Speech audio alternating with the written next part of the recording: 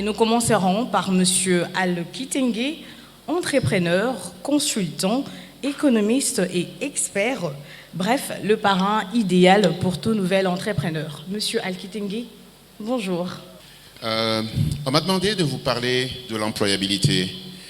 Je suis stratège de formation et donc je prendrai l'angle de la stratégie pour vous parler de la question du jour. Et j'ai 20 minutes pour vous parler. Je voudrais revenir sur le slide précédent. Remettez-le, s'il vous plaît. Parfait. Aujourd'hui, le défi de notre pays, c'est créer des emplois, mais aussi, pour vous, les capter. Mais je voudrais vous parler des emplois. On a deux catégories d'emplois. Les emplois informels, très malheureusement, ils représentent 96% des emplois dans notre pays. On a seulement 4% des emplois qui sont formels. Vous imaginez bien que nous sommes un gros paquet de chômeurs, nous sommes un gros paquet de personnes qui vivent complètement en dehors du système. Et en fait, la plus grosse faiblesse de notre pays est liée au simple fait que l'emploi n'est ni normé ni quantifié. Aujourd'hui, vous prenez les emplois dans le secteur public, vous prenez les emplois dans le secteur privé enregistrés à l'INSS, on a moins de 5% de personnes qui travaillent formellement. Alors, avec 5% de personnes qui travaillent formellement, il est impossible de gérer un pays. Et c'est ce qui justifie qu'un pays comme le nôtre est très difficile à gérer. Alors, le plus gros défi pour nous, c'est de faire de ces emplois des véritables opportunités de développement des individus. Et c'est pour ça qu'il est important qu'ils soient classifiés, normés et enregistrés. C'est pour ça qu'il faudrait que les gens qui les captent sont des personnes qui sont réellement quantifiées, mais également qualifiées pour les capter. On avance. Quand on parle d'employabilité, on parle des individus, on parle de vous. On dit, mais quelle est votre capacité à capter les opportunités d'emploi qu'il y a? On a tendance à penser que c'est un côté passif. La réponse est que non, pas du tout. L'employabilité n'est pas du côté passif. Ça demande une compétitivité parce que chaque fois qu'il y a un emploi, il y a au moins 10, 15, 20, 30 demandeurs. On prendra le meilleur profil. Et c'est pour ça qu'il est important que l'on comprenne que nos écoles et nos systèmes d'enseignement sont censés être faits pour vous donner des capacités pour vous rendre compétitifs. Nous sommes signataires des partenariats internationaux, l'EAC, la SADC et les autres, et bientôt la ZLECAf. Ça veut dire qu'en fait les personnes circuleront librement de pays en pays et donc nous aurons ici des jeunes Zimbabwéens qui vont se battre sur les mêmes opportunités que vous. Et ça ne devrait pas vous choquer parce que vous êtes également appelés à pouvoir vous battre au Zimbabwe, en Tanzanie et dans les autres pays sans aucun problème. Ça veut dire qu'en fait votre compétitivité devient l'élément qui détermine si oui ou non c'est vous que l'on prend ou c'est un Tanzanien que l'on prend pour un poste ou un autre, non pas parce qu'il est congolais ou qu'il ne l'est pas, mais simplement parce qu'on a choisi de vivre dans un espace partagé. Et donc, toute la question de la compétitivité, je vais le montrer encore tout à l'heure, devient une question extrêmement importante. Donc, l'employabilité n'est pas le simple fait d'être à même de faire le boulot, c'est d'être le meilleur pour prendre ce boulot-là en ce moment-là. Est-ce que nous nous entendons? Mais si jamais je dis quelque chose qui vous semble adversant, levez la main, je vais vous répondre. Vous savez, la plupart des choses que nous apprenons à l'école sont devenues de plus en plus obsolètes. La plupart des choses qui sont écrites dans les livres sont malheureusement, encore une fois, obsolètes. Je voudrais juste vous donner un exemple du secteur qui est le mien, qui est celui de Alda également. Nous sommes économistes. Okay? La plupart des livres qui ont été écrits en économie ont été écrits il y a 30 ans, il y a 40 ans. La Chine était le pays le plus pauvre du monde, ou parmi les pays les plus pauvres du monde. Entre-temps, la Chine est passée de la partie arrière à la partie avant.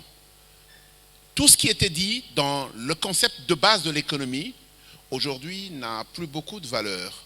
Il y a donc de nouveaux livres, de nouveaux concepts, de nouvelles idéologies qui commencent à être faites. Alors imaginez un seul instant l'autre aspect. C'est quelqu'un qui a fait l'informatique il y a 20 ans et qui a fait une thèse. Ça veut dire qu'il a fait des recherches, il a publié il y a 20 ans. Tout ce qu'il a étudié, tout ce sur quoi il a fait les études n'existe plus. Vous vous rendez bien compte qu'il y a un gros différentiel entre le diplôme et la compétitivité. La compétitivité, c'est votre capacité à être le meilleur dans une situation bien déterminée face à un défi. Et ça, malheureusement, ça change beaucoup chaque jour qui passe. Vous n'appartenez pas au même monde que nous ou nos parents. Vous appartenez à un monde qui bouge très rapidement. Et donc, soyez attentifs, évoluez avec votre temps, apprenez les choses de demain et pas celles d'aujourd'hui, parce qu'aujourd'hui, c'est déjà dépassé. OK? On avance.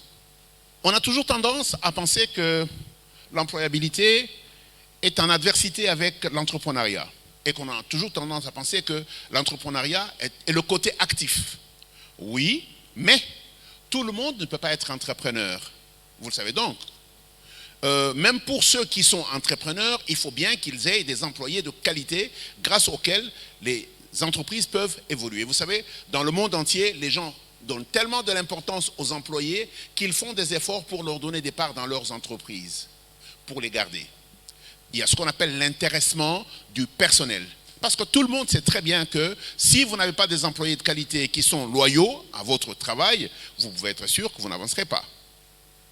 Et donc, autant l'entrepreneur est important, autant l'employé est important. Donc, la qualité d'être employé aujourd'hui commence à devenir un véritable actif. Tout le monde sait très bien que vous mettez de l'argent, c'est une bonne chose, vous avez une idée, c'est une très bonne chose, vous achetez des machines, c'est une très bonne chose, mais si vous n'avez pas des employés de qualité, des employés loyaux, vous ne pouvez pas faire avancer votre entreprise. Et comme je vous le disais tout à l'heure, la plupart d'entreprises dans le monde commencent à faire de l'intéressement, non seulement sur le profit à la fin de l'année, mais également sur le capital. Les gens commencent à ouvrir 5, 10, 15, 20% de leur capital à leur masse salariale ou à leur personnel d'entreprise. Et donc, ne mettez pas une hiérarchie entre les entrepreneurs et les employés. Les uns ne peuvent pas évoluer sans les autres. Est-ce que c'est clair? D'accord. Le rapport avec l'école. On a tendance à penser que les entrepreneurs sont censés être les meilleurs.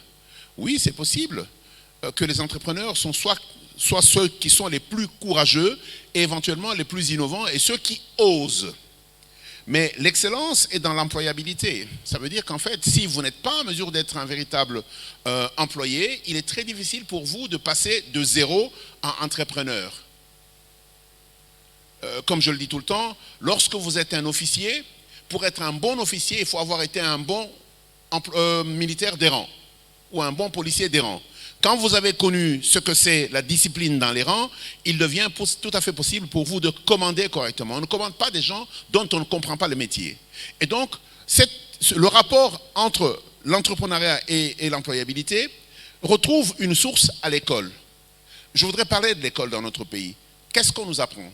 On nous apprend à absorber un certain nombre de compétences, à les reproduire le cas échéant. On connaît ce type de professeur qui vous demande toujours donnez-moi la définition de telle chose, qu'est-ce que je dis dans telle circonstance. Mais ce genre de choses sont complètement dépassées. Aujourd'hui, l'enseignement est basé sur votre capacité à réfléchir. On vous met en situation, on vous demande de résoudre des problèmes. Et donc, notre ancien système d'enseignement est en train de devenir complètement inacceptable parce que ça forme des incompétents programmés. Et c'est pour ça que, et ce n'est pas par hasard, que la plupart des gens terminent leurs études, restent 4 à 5 ans dans le chômage. C'est comme ça qu'on a des gens qui font le droit, qui finissent par vendre des cartes de crédit. Il y a un problème. Vous n'allez pas passer 5 ans à l'université, parce que si ce n'était que pour vendre du crédit téléphonique, vous pouvez le faire sans aller à l'université, vous êtes d'accord avec moi? Okay? Vous ne pouvez pas passer 5 ans à l'université, investir l'argent de vos parents, et sortir de là et rester 4-5 ans, continuer à dépendre de vos parents. Il y a quelque chose qui ne marche pas.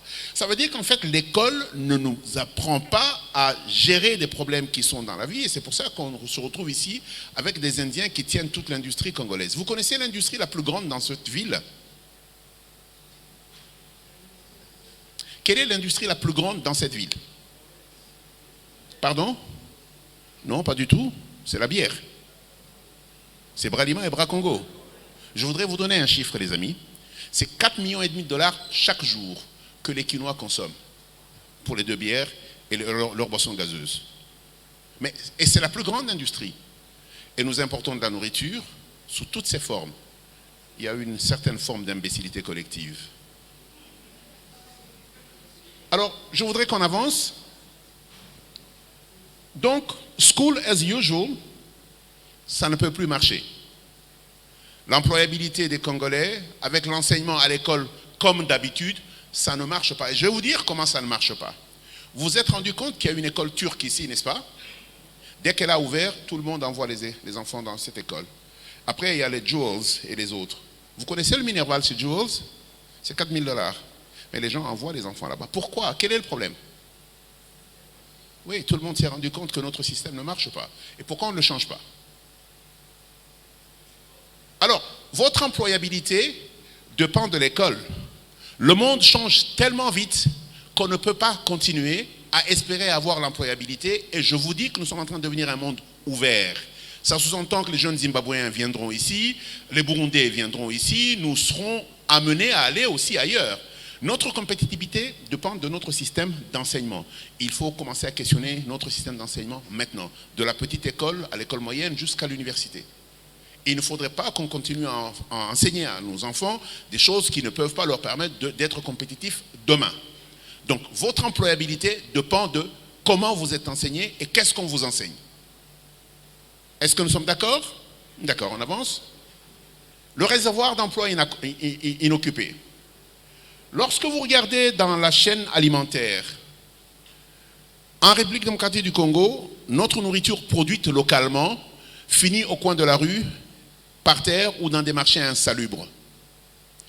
Quand c'est la période des bananes, il y en a partout. Quand c'est la période des ananas, il y en a partout. Quand c'est la période des mangoustans, il y en a partout. Le taux de perte est aux alentours de 50%. Aucune intelligence dedans. Et ça, c'est un sérieux problème. Lorsqu'il s'agit des tomates, vous allez à Kassangoulou, il y en a partout. Et aucune chaîne de froid pour être en mesure de les amener sur le marché. Aucun centre de traitement pour être en mesure d'en faire de la purée à grande échelle. Et nous avons le fonds de promotion de l'industrie. Et quand vous regardez là-dedans, dans la chaîne alimentaire, nous perdons énormément d'opportunités. Mais la deuxième des choses, c'est qu'aujourd'hui, les biotechnologies commencent à faire de la menace. Je lisais encore un document hier. Il y a aux États-Unis aujourd'hui la possibilité de consommer de la viande de synthèse. Ça sous-entend qu'ils peuvent produire de la viande sans passer par les personnes, par les animaux. Ah oui, bien sûr. Et aujourd'hui, aux États-Unis, c'est normé, c'est accepté. Ça sous-entend qu'en fait, même les avantages naturels que nous avons risquent de devenir un véritable problème. Deuxième, c'est le tourisme. Je reviens du Maroc il y a 2 semaines. Il y a à peu près 200 000 guides touristiques. Des gens dont le métier, c'est faire visiter le pays. 200 000. Et vous vous rendez bien compte que quand vous regardez le Maroc, vous regardez le Kenya, vous prenez la Tanzanie, vous prenez l'Ouganda, vous prenez l'Afrique du Sud, ils n'ont même pas le 5e du potentiel touristique que nous avons. Mais nous, ce n'est pas le cas. Le tourisme, on en entend parler. On en parle quand on parle de la diversification économique. Quelque chose qui ne marche pas. Même quand nous avons le même parc que le Rwanda, tout le monde va au Rwanda et pas chez nous. Et donc, il y a là un gros réservoir d'opportunités d'affaires. Dubaï, aujourd'hui, ce n'est pas le pétrole. Dubaï, c'est le tourisme. Et donc, je voudrais aller au 3e élément, c'est les énergies renouvelables. Et ça, c'est le côté qui m'énerve le plus. Il n'y a personne au monde qui a autant de potentiel hydroélectrique que nous. Le plus grand barrage hydroélectrique au monde s'appelle les Trois Gorges, c'est en Chine. C'est 21 000 mégawatts. Nous, on a 45 sur un seul endroit et sur le même corridor ouest, nous avons 72. À côté de ça, nous avons à peu près 50 000 sur toute l'étendue de la République, sur plusieurs sites. À côté de ça, nous avons du potentiel solaire. Nous sommes dans l'ère des énergies renouvelables. On n'a même pas de plan. Alors, c'est très difficile de penser qu'on peut avoir de l'emploi, qu'on peut générer de l'emploi, si on ne génère pas des entreprises et si on ne coordonne pas les opportunités d'affaires. Et je voudrais insister sur le fait que nous sommes dans l'ère de la transition énergétique. Et si nous ne faisons pas un effort pour avoir un plan, nous serons dans le plan des Français, des Chinois, des Américains. Et quand vous êtes dans un plan des autres, il faut savoir que vous êtes dans une situation d'idiotie durable. Vous pouvez être sûr que vous ne ferez absolument rien. On fera de vous quelque chose. Et j'ai beaucoup aimé le président kenyan en France. Il dit, lorsque vous n'êtes pas autour de la table, vous êtes peut-être le plat. Et donc, nous, en tant que pays, il est important que si nous désirons réellement avoir une préoccupation sérieuse sur les questions d'emploi, que la chaîne alimentaire soit modernisée de bout en bout, de la production à l'assiette, que le tourisme devienne une véritable opportunité chez nous et qu'on ait un véritable plan de développement du tourisme, parce que c'est inépuisable, mais que également aujourd'hui nous saisissions les opportunités sur les énergies renouvelables. Nous sommes dans le siècle des énergies renouvelables, avec toute la chaîne des industries vertes qui puisse exister. On peut avancer. Mais il y a aussi une opportunité majeure. L'armée, la police, la fonction publique. Mais quand je parle de l'armée, de la police, de la fonction publique, elles doivent être performantes et valorisantes. Aujourd'hui, les gens qui ont d'autres opportunités pensent difficilement qu'ils peuvent aller à l'armée ou à la police. Et d'ailleurs, quand vous regardez la qualité d'un certain nombre de personnes qui vont à la police, c'est quand tu n'as vraiment pas réussi ailleurs, on te dit va à l'armée ou va à la police. Ça ne devrait pas être comme ça. Parce que vous vous rendez bien compte que quand on nous attaque, les seuls qui peuvent nous défendre, c'est l'armée. Et donc, les meilleurs d'entre nos enfants devraient être en mesure d'aller à l'armée. Je vais vous donner quelques chiffres. Notre armée plus la police, nous ne dépensons pas 600 000 personnes. Nous, on devrait avoir minimum 2 millions de fonctionnaires de l'État. Nous devrions avoir 2 millions de policiers. Nous devrions avoir 2 millions de militaires. On aurait été une puissance. Et donc, là-dedans, il faudrait que nous trouvions les mécanismes pour avoir une armée dissuasive et des emplois sérieux de l'armée et pas des enfants qui ne peuvent absolument rien faire. Les meilleurs d'entre nos enfants doivent être en mesure d'aller à l'armée. Notre sécurité au quotidien doit être tenue par des polices ou des policiers bien formés, des gens de talent et des gens de valeur, mais en nombre suffisant. Parce que si vous prenez notre police, vous la déployez sur l'étendue du pays, c'est du vide total. C'est pour ça que chaque fois qu'il y a un problème à l'Est, on dit oui, notre armée a récupéré l'endroit, il faut rétablir l'autorité de l'État. Ça veut dire qu'en fait, il faut en réalité établir l'autorité de l'État. Parce qu'avant cette autorité, les seules autorités qui sont arrivées là-bas, c'est peut-être la rébellion. Et donc, il est important pour nous de nous rendre compte que l'armée, la police et la fonction publique sont des véritables réservoirs d'opportunités et il faut penser de manière assez claire à pouvoir y aller. Il faut une gouvernance publique efficace, aussi bien du secteur privé que du secteur public. Mais je voudrais ici insister sur le fait que quand le chef de l'État dit on doit aller dans les 145 territoires, c'est la vision générale, non? Donc nos politiques publiques doivent être alignées avec ça. Ok? Ça sous-entend qu'en fait les privés doivent être en mesure de suivre de la même manière. Moi je me pose juste une question. Alda pourra peut-être le dire tout à l'heure. Comment vous expliquez que une entreprise qui est créée à la Gombe et une entreprise qui est créée à Musumba, Musumba c'est dans le sud du Katanga, ont la même fiscalité? Il y a quelque chose qui ne marche pas. Pour quelle raison quelqu'un irait s'installer là-bas? Il n'y a aucune raison. Et pourtant, le chef de l'État dit que nous devrions aller dans un développement à la base. Ça sous-entend qu'en fait, tous nos instruments de politique publique devraient inverser la manière de vivre. L'argent de l'État devrait arrêter d'être dépensé en ville, devrait être de plus en plus dépensé dans le milieu rural pour être en mesure d'attirer les gens dans ces milieux-là. Nous devrions avoir une approche asymétrique au niveau de l'emploi, parce que par exemple, si vous prenez tous nos médecins, 60% des médecins du public sont à Kinshasa. 20% à Lubumbashi et le reste à Goma et quelque part. Tout le reste du pays est vide. Vous prenez les agronomes, ils sont tous à Kinshasa. Qu'est-ce qu'ils font ici?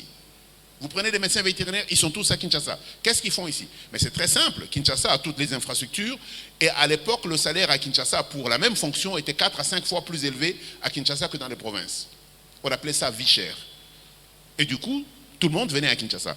Alors, je voudrais juste insister sur du fait que quand on voudrait des résultats, il ne s'agit pas seulement de parler, il faut poser des actes, et ici les actes sont les politiques de gouvernance publique. Et quand vous avez ça et que vous avez une fiscalité incitative, le secteur privé dynamique vous suit dans votre installation. Je voudrais vous rappeler une chose. Partout où nous n'allons pas, les étrangers y vont, et je vais vous le montrer tout à l'heure. Le défi du Congo, c'est un défi de géographie. Quand vous êtes à l'équateur, votre rêve c'est Kinshasa. Quand vous êtes au Bandundu, votre rêve c'est Kinshasa.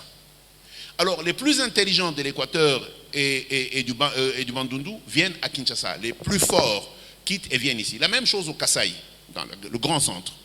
Quand quelqu'un est fort physiquement, il finit ici. Vous avez vu les Wewa qu'il y a ici, non? Toutes les personnes qui gagnent de l'argent au Kasaï, dans le diamant, ils viennent ici. Vous savez pourquoi? Un sac de ciment ici coûte $10. Qui sait ce que coûte un sac de ciment en Bujimaï? $50. Et vous savez ce que coûte un sac de ciment au Sankourou? 85 $. Oui.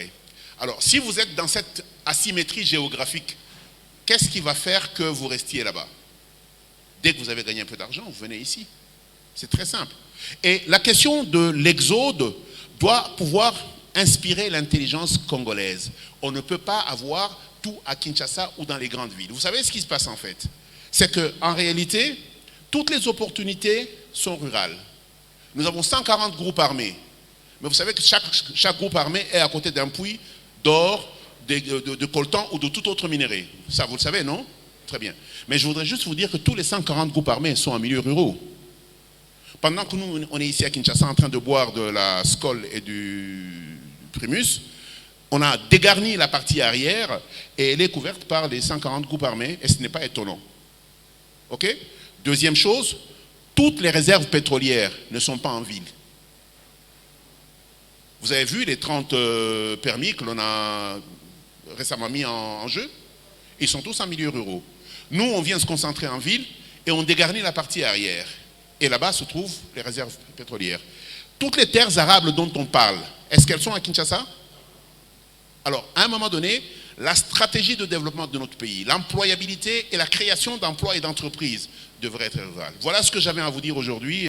Donc, financement public et financement privé, alignement des politiques publiques. Donc, c'est ce que je voulais dire. On ne peut pas être à la fois illogique et penser être cohérent et être en mesure d'avoir des résultats. Et donc, l'employabilité et les emplois des jeunes ne sont que la conséquence d'un alignement entre les politiques publiques, la fiscalité et l'entrepreneuriat. Merci beaucoup.